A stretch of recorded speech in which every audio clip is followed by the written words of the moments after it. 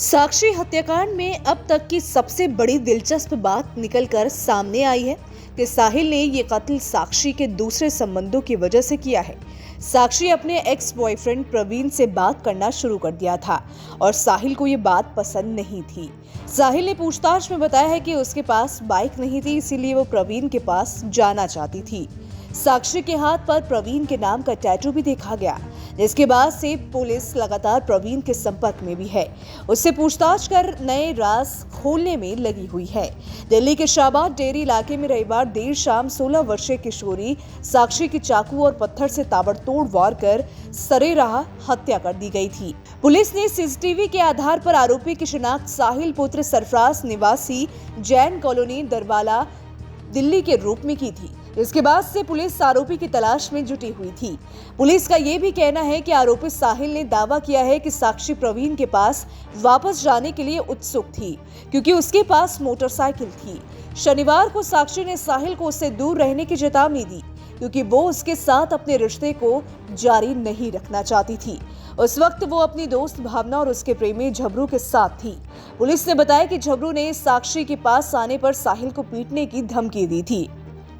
साक्षी ने 8 दिन पहले साहिल से अपनी दोस्ती खत्म कर दी थी।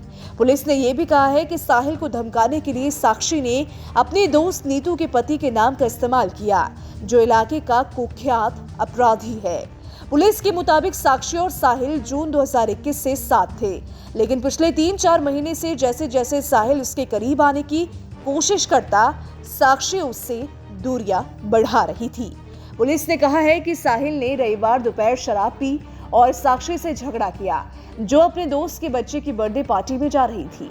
उसने साक्षी पर हमला कर उसकी जान ले ली। इसके बाद साहिल पास के एक पार्क में गया और कुछ देर वहां बैठा रहा। बाद में वो रिठाला मेट्रो स्टेशन गया। उसने दावा किया है कि उसने चाकू को वही झाड़ियों में फेंक दिया और आनंद विहार बस अड्डा चला गया, जहां से उसने उत्तर प्रदेश के बुलंदशहर के लिए बस पकड़ी।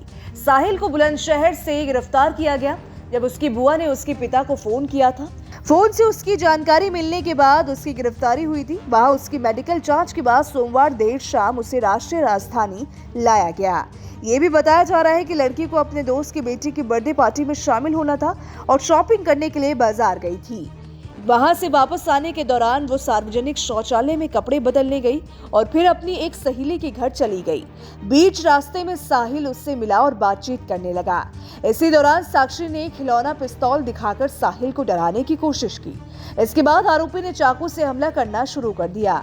आरोपी रात में लड़की के पास आया। लड़की के पास खिलौना बंदूक थी और धीमी आवाज में बोलते हुए उसने उस पर खिलौना बंदूक तान दी और उसे डराने की कोशिश की, लेकिन वो उग्र हो गया।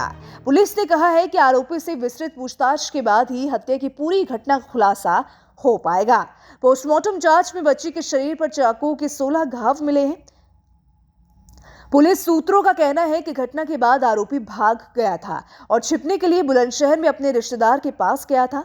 हालांकि वहां पहुंचने के बाद उसने अपने पिता को फोन किया और उसके बाद पुलिस ने टेक्निकल सर्विलांस के जरिए उसे गिरफ्तार कर लिया। पुलिस की शुरुआती रिपोर्ट्स में कहा जा रहा है कि लड़की के सिर पर किसी ठोस वस्तु से हमला किया गया था, जिससे उसकी खोपड़ी फट गई थी। हत्या के बाद सामने आए सीसीटीवी फुटेज के मुताबिक आरोपी को लड़की पर कई बार चाकू से वार करते और फिर उसके सिर पर पत्थर से वार करते देखा जा सकता है। वीडियो में मौके पर कई स्थानीय लोग मौजूद देखे जा सकते हैं, लेकिन किसी ने भी उससे बचाने का प्रयास नहीं किया। यहाँ आपको बता दें कि इस घटना का लगभग 90 सेकंड का एक वीडियो सोशल मीडिया पर व्यापक रूप से प्रसारित हो रहा है, जिसमें आरोपी एक हाथ से लड़की को दीवार की तरफ धकेलकर बार बार उस पर चाकू से वार करता नजर आ रहा है। वो लड़की के जमीन पर गिरने पर भी नहीं रुका, उस पर 20 से ज्यादा बार चाकू से वार करता रहा। उसे कई बार लात मारता और फिर सीमेंट के स्लैब से उस पर कई बार हमला किया था।